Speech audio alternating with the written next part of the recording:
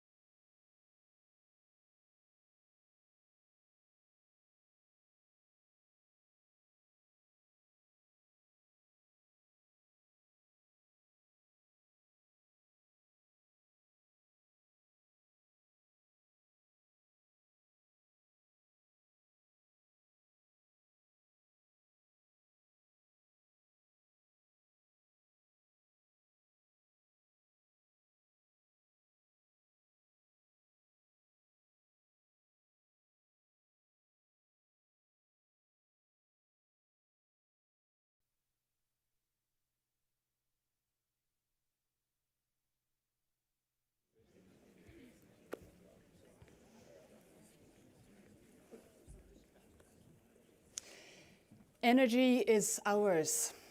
These were the words I heard again and again last month when I was in the Faroe Islands. From politicians, from CEOs, and from ordinary people. Energy is ours. And so I'd like to tell you a pity story. The Faroes are a small Nordic island group at 62 degrees north. A population of just over 50,000 people, and yet they have more autonomy than Scotland does. Let that sink in. A population of 50,000 people with more autonomy than Scotland. And guess what? They're thriving.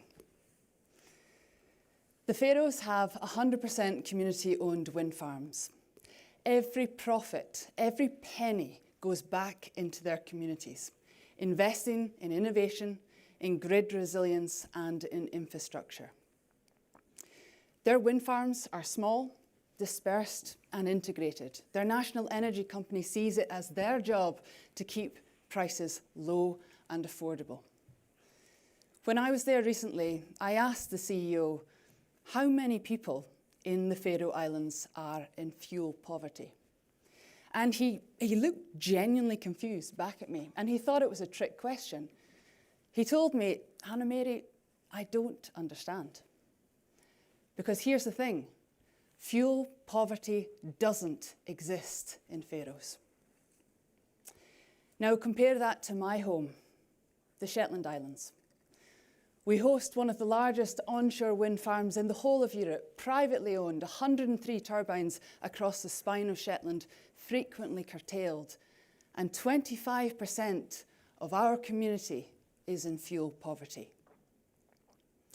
The very wind that creates profit for Viking Energy is the same wind that leaves too many Shetlanders struggling to heat their homes.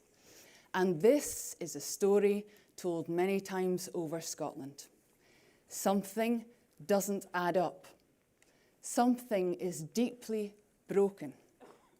These are political choices. These are Westminster choices. Successive UK governments choosing to prioritise corporations over communities again and again and again. As we all know, energy is reserved to Westminster. And right now, Scotland has very limited power to build the fair, affordable system that we need, however much we want it, or however much we need it. We have all the energy and none of the power. But it doesn't need to be this way. When it comes to energy, Scotland has won the lottery, not once, but twice. First with oil and gas, and now with renewables. And here's the secret. Unlike oil and gas, wind will not run out.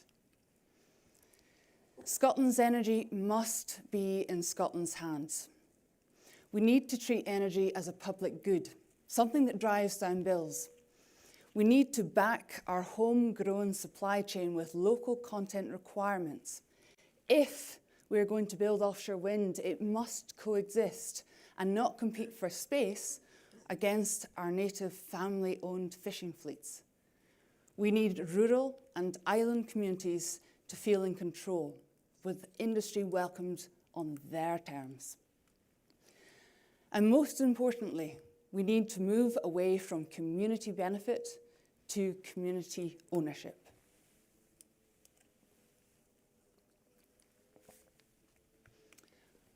All of these changes we need, and all of them begin with self-governance. Now, I'm sure everyone in this room gets it. But if you are one of the many in Scotland who is unsure about self-governance, then let me speak to you directly. I do not underestimate the strength of the uncertainty that you feel. You love Scotland as much as I do. You are as patriotic and as hopeful about our country as I am. But we must ask ourselves honestly, is the United Kingdom many voted to remain part of in 2014 the same United Kingdom that we live in today? We have been dragged out of Europe against our will. The UK has moved further and further to the right. Westminster has delivered a decade of chaos, and the decisions there have plunged thousands of Scots into fuel poverty. Surely we can do better than this. And I know that we can, because Scotland is big enough. Scotland is smart enough, strong enough, energy rich enough, and above all else, brave enough. We have the capabilities. We have the skills. We have the workforce and the resources and the ambition to match any country on this earth. Our people have powered the energy industry for decades, and they will power the next one too. And now we have something extraordinary, a second chance at this energy game. A chance to do what should have been done decades ago. A chance to build a system that is fair and works for Scotland, not against us and not around us. I believe with all of my heart that Scotland's best days are ahead of us and not behind us.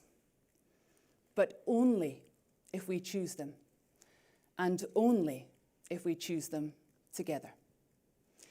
Now sit back and relax and watch the film. Thank you.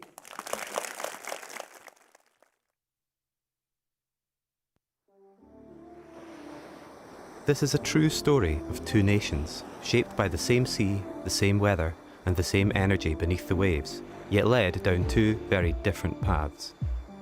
Scotland and Norway are nations of similar size, rich in natural resources, engineering talent, and energy potential. Both were given a once-in-a-century opportunity. Yet the choices made about how that wealth is managed by Westminster in the UK and via self-government in Norway have led us down very different paths.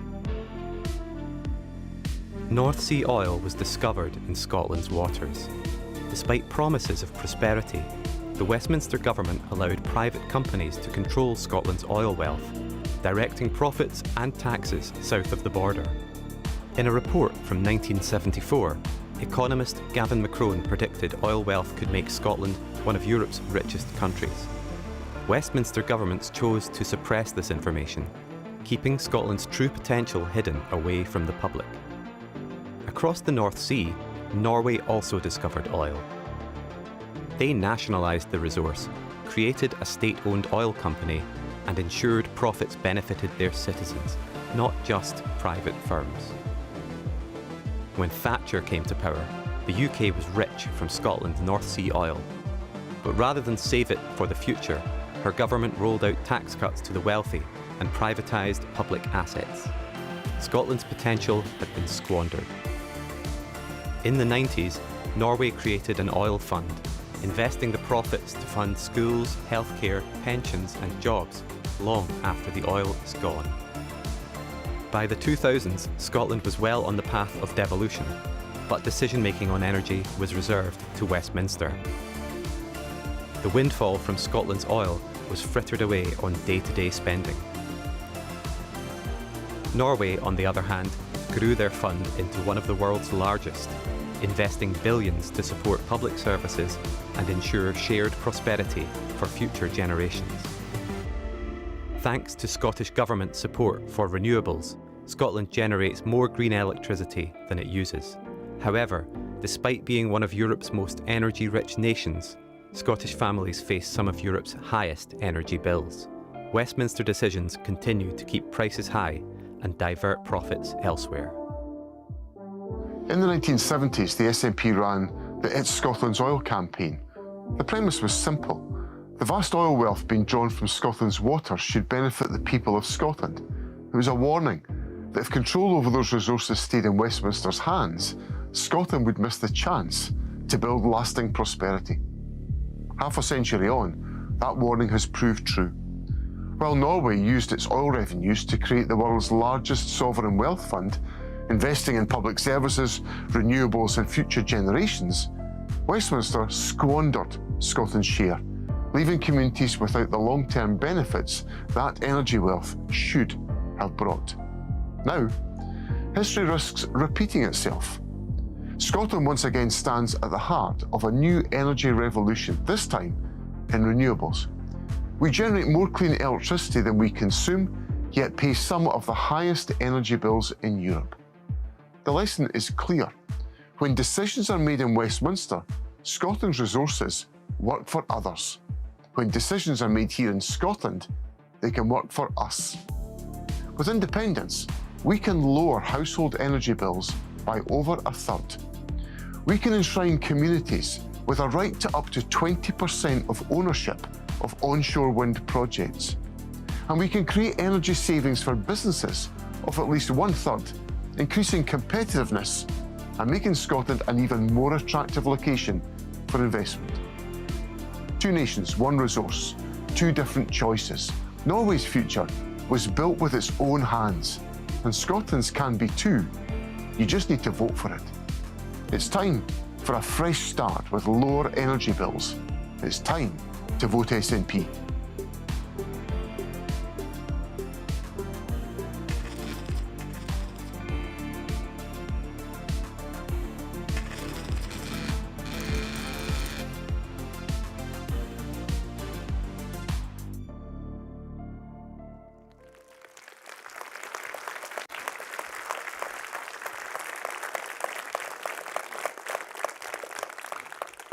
Good morning, friends. Thank you, Hannah-Mary, for the introduction a few moments ago. Hannah-Mary, your part of the world, Shetland, is at the very heart of Scotland's energy story, from the first years of oil and gas that we've just heard about, right up to today, and the beginnings of our second energy opportunity. And what a fantastic film for us to have put together. It tells a story that we all feel in our hearts, a story that will resonate in all corners of our country. Scotland's oil and gas wealth flowed south to fill the coffers of the UK Treasury, leaving Scotland with the economic scraps from the Westminster table. London and the South East prospering, with Scotland, despite being the source of so much of the wealth, treated as little more than an afterthought. We saw it then, and we're seeing it once again today. The oil and gas industry, which has delivered direct revenues of £450 billion to the UK government, now left high and dry by an energy profits levy that is sucking the economic life out of one of our country's most dynamic and important industries, an industry that deserves better given all that it has contributed in the past, but also an industry that deserves better because of the essential part it must play in our transition from carbon-heavy to carbon-free energy generation.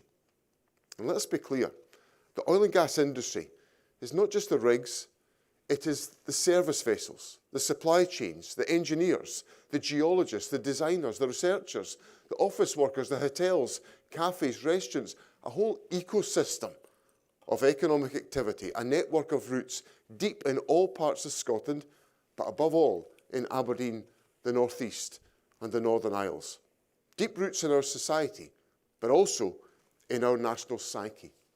The oil and gas industry has been an important part of Scotland's story, a fundamental part of who we are. That's why when I met the Prime Minister on Friday, I made clear the existential nature of the current threat that we face. I left the Prime Minister in no doubt that unless he changes course, what we face is a second wave of 80s-style deindustrialisation, 80s-style economic devastation. Today, Sir Keir Starmer is an even less popular Prime Minister than Liz Truss, and that takes some doing. But if he does not change course on the energy profits levy, he will enter our national story as a second Thatcher, a second destroyer of industry, a second destroyer of communities, and Scotland will not forget. We use the phrase just transition, but as with many such terms, it hides the reality of people whose lives and livelihoods are dependent on us getting the move from oil and gas to renewables correct. Have no doubt, if Scotland is to make the most of our renewables wealth, we need the skills of the people working today in the North Sea, and so we must not abandon them. Fundamentally, that means taking decisions about our energy policy and our energy future as quickly as possible out of the hands of Westminster politicians who ultimately, and this has always been the case and it always will be the case, care less about Scotland than they do about their own backyard. But there is a different path, a different future. As our film today sets out, just over the North Sea, a very different story is being told. Norway, with the full powers of independence, has been able to use its energy resources, its oil and gas wealth, to build an economy and a society that is wealthier and fairer than the United Kingdom. Norway has put in place strong financial foundations and economic underpinning that means each and every Norwegian has a more secure future than people in Scotland. It's a story of wealth and opportunity achieved because Norway's energy was in Norway's hands. But just like oil and renewables-rich Norway, Scotland has been blessed twice. We may have missed out on the full benefit of our oil and gas bonanza, but with our vast, low-cost renewable energy resource, Scotland has the second chance to get it right.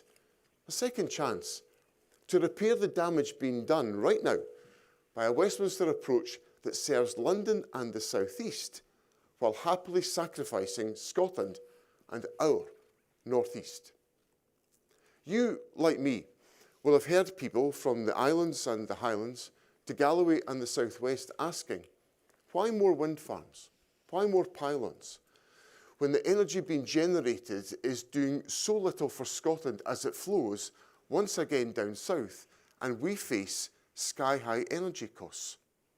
We produce energy in surplus, but the folly of UK energy policy even serves to turn the fundamental economics on their head.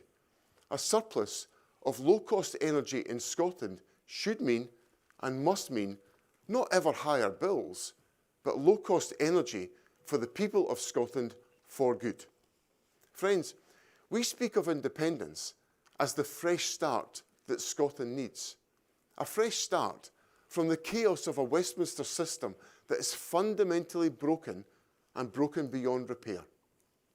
And a fresh start financially, economically.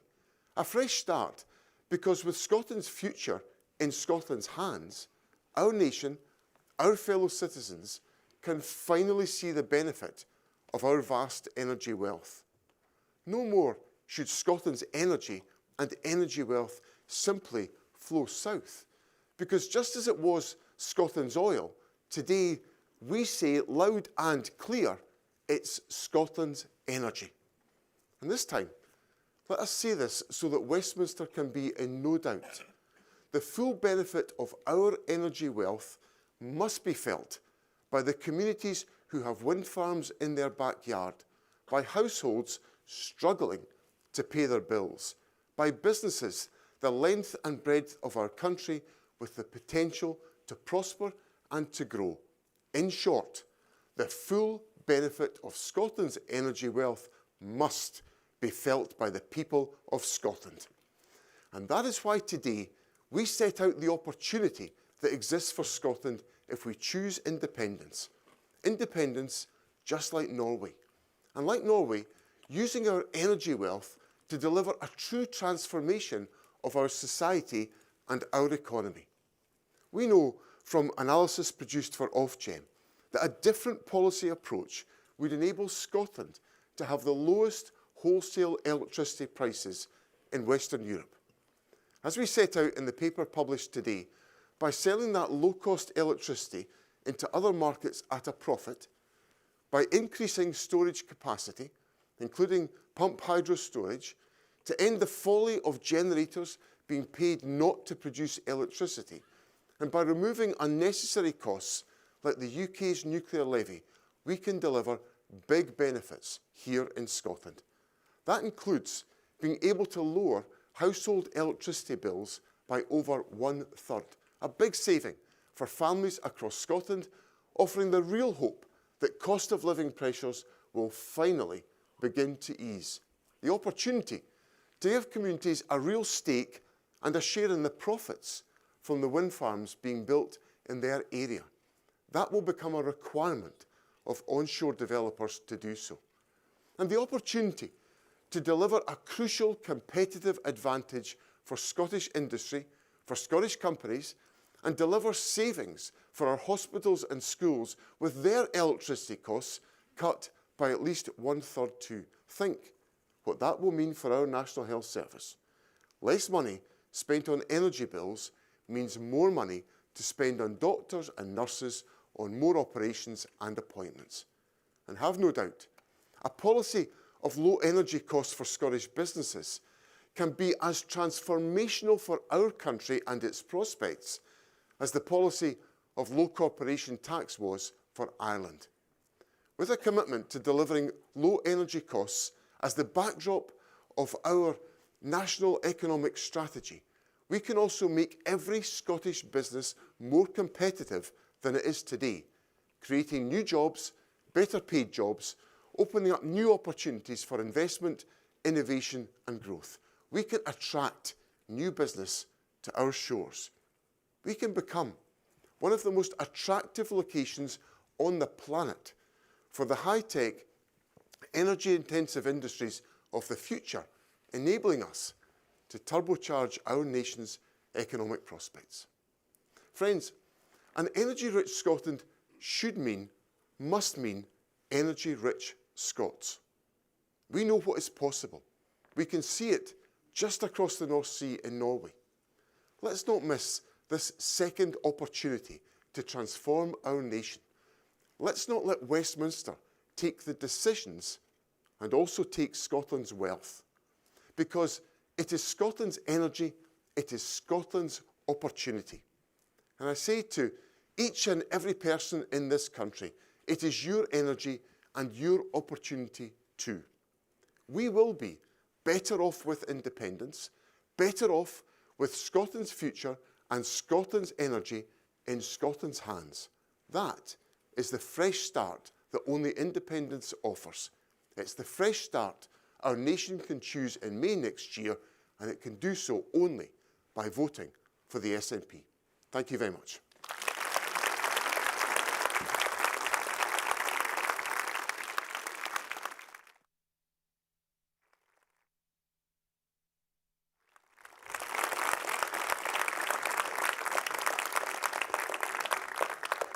Thank you all very much. We're now going to take some questions from broadcasters, and then I'll go on to do some more press work later on. But the first question is from BBC Scotland, Jamie McIver. Jamie. Good morning, First Minister. So you're talking again about independence again today, but can you deliver independence? What do you do if the Prime Minister simply says no to another independence referendum, even if the SNP or pro-independence parties win a majority in May? What is that plan? Fundamentally, Jamie, this is a question of democracy and democratic choice. The people of Scotland have the right to determine their own future. Indeed, that was a universally accepted proposition and comment in the run-up to the referendum in 2014. It was accepted after the SNP won a majority in 2011 that there had to be a referendum on independence to allow the people of Scotland to decide. Now, I think currently we have a pro-independence majority in the Scottish Parliament.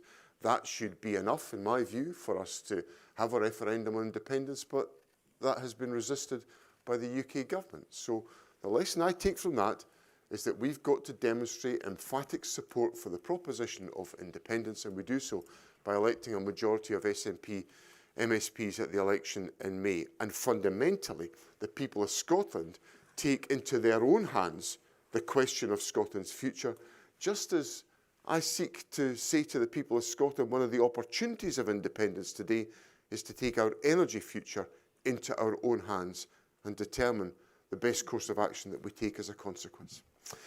Can I now come to Amanda Acass of Sky? Amanda?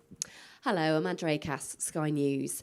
We're here in the asylum hotel capital of the UK. How confident are you that your welcoming position towards refugees will hold amid growing numbers of protests about this issue? And how much of a challenge is the growing popularity of reform to you? And if I may, when is the Child Grooming Gang Review going to report back? And do you regret not just launching a full inquiry at the start? Well, on the issues in child grooming, we set out to Parliament the steps that we're taking, which are about gathering the evidence to determine whether we should move on to undertaking an inquiry, and we've got a huge amount of independent scrutiny in place from His Majesty's Inspector of Constabulary, from Healthcare Improvement Scotland, from the Care Inspectorate as well. So there's a variety of independent scrutiny able to be undertaken. I welcome the appointment of Professor Alexis Jay to lead the national group that looks at all of these questions. So that work is underway, and I think is the right course of action for us to take. In relation to the questions of asylum, I take the very firm view that this country has always been a welcoming country. We should maintain that.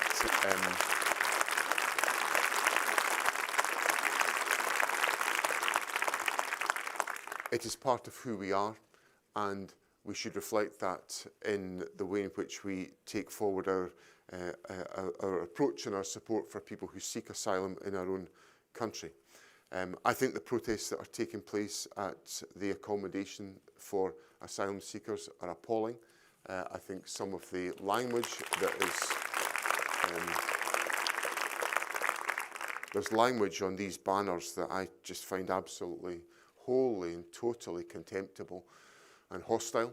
So I have no truck with those protests, and I think it's important that very clear and emphatic political leadership is given that Scotland will not follow that hostile approach to migration. Indeed, we actually need people to come to Scotland to boost our working age population because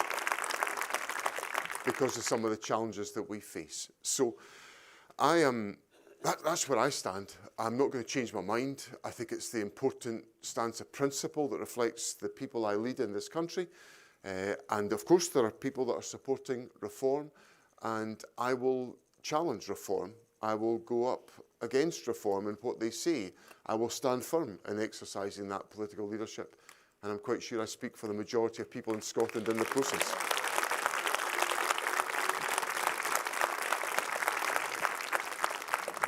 Thank you, Amanda. Can we now go to Rachel Keenan of PA? Good morning. Hi, I'm over here. I'm not sure. Looking forward to the World Cup next year. Are you considering allowing late opening of pubs in Scotland around the World Cup, as Scotland games are either likely to kick off at 11 p.m. or 2 a.m? Well, they're certainly going to be late in the day, the Scotland games, but I'm absolutely delighted that we've got to the World Cup and looking forward to it enormously. I look forward to being First Minister when Scotland's in the World Cup, as well as being the First Minister when Scotland got to the World Cup. Obviously, the issues about opening hours for pubs and venues and all the rest of it are matters for local authorities, but we'll be working very closely with local authorities to make sure that Scotland can enjoy to the full the wonderful experience of being in the World Cup and its many stages, if I can put it that way. So these are issues. Obviously, the powers rest with local authorities, but we will work in collaborative with local authorities to take these issues forward. Okay, can I come to Molly Tullett of Bauer? Molly. Hello. We've heard a lot about independence in the last 10 years. We've heard a lot more about it today. Every time we say this is the time for independence, but I'm curious, what makes this time different? Well, I think you talk about, we've heard a lot about independence in the last 10 years, and I suppose what's different about now is that people in Scotland have had the opportunity to see what's happened in the United Kingdom since the referendum in 2014, when Scotland chose to remain part of the United Kingdom. It's one of the key points that Hannah Mary made in her introductory remarks. People can now see what's happened. And we can see that the promises that were made to us in 2014 about what the United Kingdom would continue to represent have disappeared. So we were told if we voted no, we'd have a guaranteed place in the European Union. We're out of the European Union. We were told that we'd have low food prices and low energy prices, and they've both gone through the roof. And we've seen the diminution of economic opportunity for Scotland as a consequence of the sky-high inflation that's been part of the economic management of the United Kingdom. So for all those reasons, I think people are reflecting on the fact that what was promised in 2014 has not materialised. And that's why I think it's so important that Scotland takes this opportunity to proceed to become an independent country, because the arguments I've mapped out to you today, which are in our film and which will be part of this whole campaign that I'm setting out today and which will be an integral part of our message in the run-up to the election in May, is this. We have an opportunity, a second opportunity, to benefit from the huge natural energy wealth of our country. And we can see very vividly that what that will look like if it remains controlled by Westminster. We will have sky-high energy bills. Our economy will be put at an economic disadvantage because of energy prices. And we can take a different path. We can take a path which takes Scotland's energy future into Scotland's hands, and we take the decisions that are right for us as a consequence. So that is why I think this is the moment. And I simply put to the people of Scotland the importance of recognising in the election in May that there is a choice. Either the election of the SNP and a majority of SNP MSPs who can take forward Scotland's case for independence, or being essentially at the mercy of decisions taken by Westminster, which on any objective analysis today is demonstrating a very poor outcome for Scotland. So that's why it's relevant for today. And it's also crucial for some of the issues of wider domestic policy making, because if you take one of the examples I cited there about energy costs just don't apply to households, and they don't just apply to businesses. They apply to public organisations as well. So hospitals and public authorities are having to pay very high fuel bills. If those can be reduced, then we have more money at our disposal to invest in the public outcomes and public services that we all want to see thrive. And of course, we're making progress on all of these different areas. So that's why at this moment, Molly. Thank you. Gina Davidson from Global. Hi, First Minister. A number of years ago, Nicola Sturgeon said that the SNP would launch a state-owned energy company to bring people's bills down.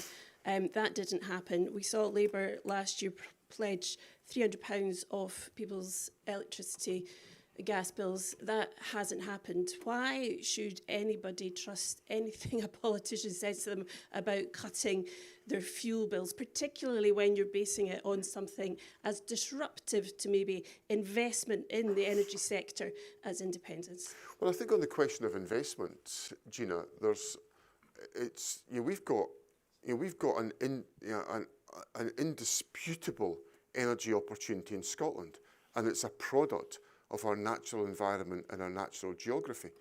So that's not going to go away. That's not going to move somewhere else.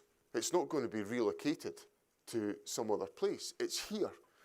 And there is an investment opportunity to be taken forward, but an investment opportunity that can either lead to benefits for the people of Scotland or benefits for the UK Treasury.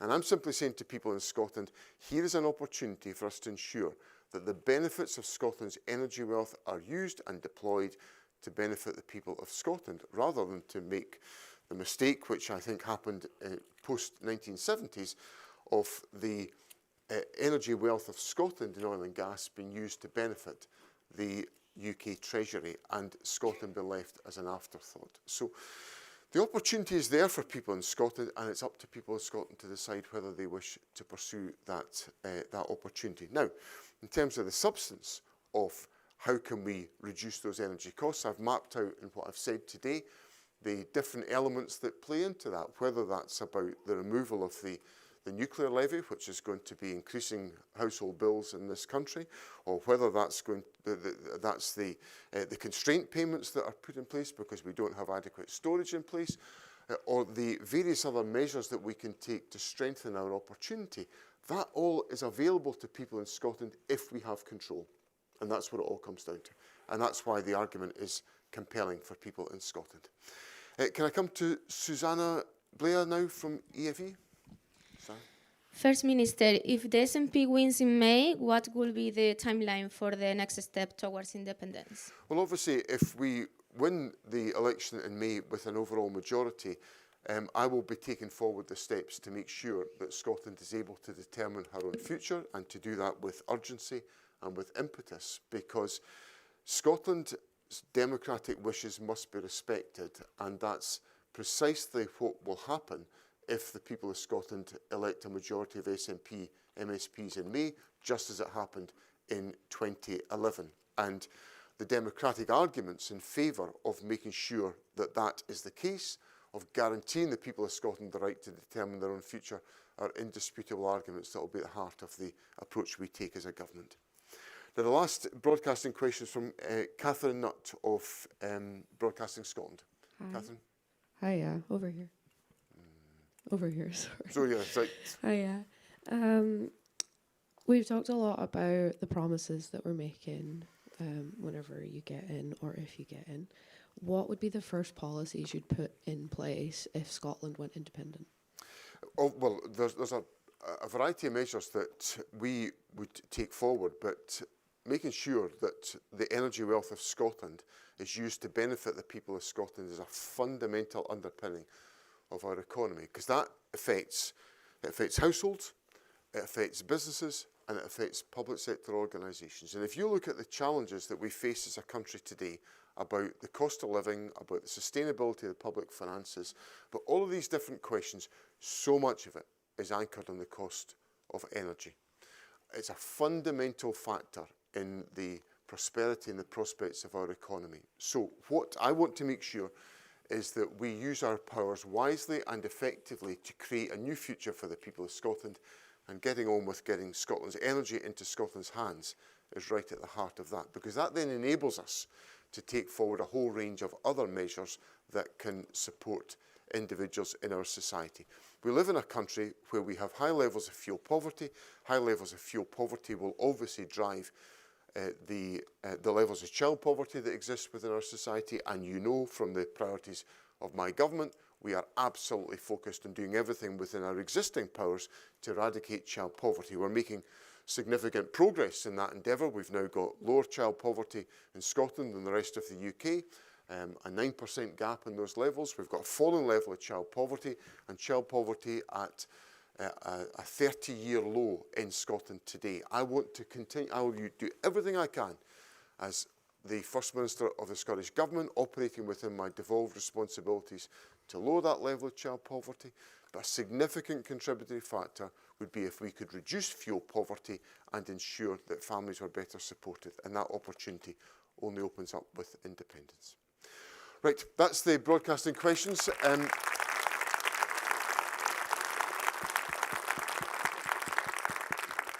Thank you all, and it's great to have the opportunity to set out this important thinking which will underpin our election campaign of the realisation of Scotland's opportunity.